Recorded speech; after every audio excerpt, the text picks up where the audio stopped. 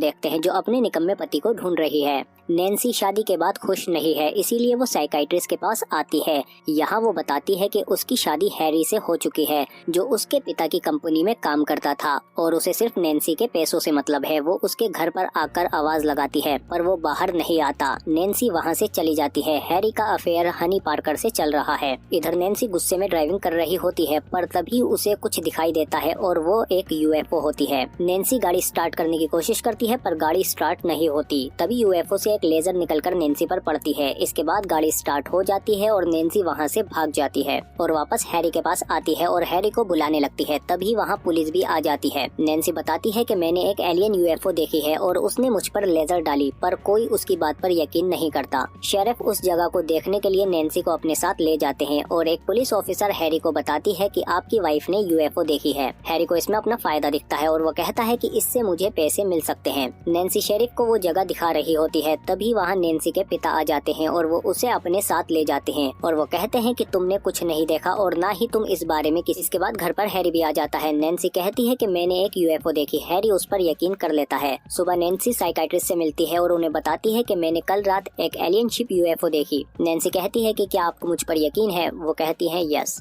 इसके बाद Nancy Harry से कहती है कि मुझे वहाँ जाकर सबूत इकट्ठे करने होंगे ताकि लोग मुझ पर यकीन कर सकें। फिर ये दोनों उसी जगह पर जाते हैं जहाँ नैन्सी ने यूएफओ देखी थी। कुछ देर बाद वहाँ फिर से वही यूएफओ आ जाती है। नैन्सी बहुत खुश होती है कि देखो ये सच है, किसी ने मुझ पर यकीन नहीं किया। इसके बाद नैन्सी उसके नीचे चली जाती है और वो यूएफओ नैन्सी को पकड़ लेती है और नैन्सी को अंदर खींच कर ले जाती है। इसके बाद हनी को छत से कुछ आवाज आती है और वो ऊपर चेक करने जाती है पर वहाँ उसे नैन्सी मिलती है। वो कहती है कि तुम यहाँ कैसे आई? नैन्सी आसमान की तरफ इशारा करती है और नीचे गिर जाती है। साइकाइट्रिस्ट कहती है कि वो ठीक है, बस उसे आराम की जरूरत है। नैन्सी के पिता नहीं चाहते कि ये बात बाहर आए। इस पर हैरी उनसे लड़ने लगता है। तभी वहाँ नैन्सी आ जाती है। हैरी उसकी माँ के बारे में कमेंट करता है और ये दोनों लड़ने लगते हैं। तभी नैन्सी को बहुत ज्यादा गुस्सा आ जाता है और वो देखती है कि उसका साइज बढ़ने लगा है और वो लगातार बढ़ती जाती है और बढ़ते बढ़ते छत में घुस जाती है। सुबह हैरी एक और डॉक्टर को लाता है नैन्सी को दिखाने के लिए और नैन्सी को देखकर वो डॉक्टर भी हैरान हो जाता है। साइकाइट्रिस्ट कहती है कि ये रात में नैन्सी एक स्विमिंग पूल में बैठी होती है और वहाँ हैरी भी आ जाता है। नैन्सी कहती है कि मेरा दिल बहुत तेजी से धड़क रहा है पर मुझे ये सब बहुत अच्छा लग रहा है। हैरी कहता है गुड नाइट नैन्सी, जिस पर उसे गुस्सा आ जाता है। इसके बाद सुबह साइकाइट्रिस्ट नैन्सी से मिलने आती है पर तभी वहाँ हैरी का डॉक्टर भी बड़ा सा इंजेक्शन ले आता है और कहता है कि इसमें थोड़ी सी नींद की दवाई है जिससे तुम्हें अच्छा महसूस होगा। मेरे पास तुम्हारे पति और पिता की परमिशन है। तभी नैन्सी कहती है कि मेरी परमिशन का क्या, और वो इंजेक्शन ले लेती है और कहती है कि इसकी तुम्हें ज्यादा जरूरत है। पर साइकाइट्रिस्ट आता है और वो दोनों डिनर करने लगते हैं। नैन्सी कहती है कि ये बहुत रोमांटिक है, तुम्हें याद है हमने लास्ट डिनर कब किया था? नैन्सी कहती है कि जब से मेरे साथ ये सब हुआ है हम काफी करीब आ गए हैं, हमें बात करनी चाहिए। तुमने कभी गलिवर्स ट्रेवल के बारे में सुना है? मुझे इस वक्त वैसा ही महसूस हो रहा है और मेरे चारों तरफ सब खिलौने लग रहे हैं। अब हम साथ रहेंगे, बहुत मजा आएगा। गलिवर के लेवल का प्यार इमेजिन करो। हैरी कहता है कि तुम पागल हो क्या, तुम बीमार हो, अननेचुरल हो। इस पर नैन्सी को गुस्सा आ जाता है और वो ट्रक को उठाकर फेंक देती है।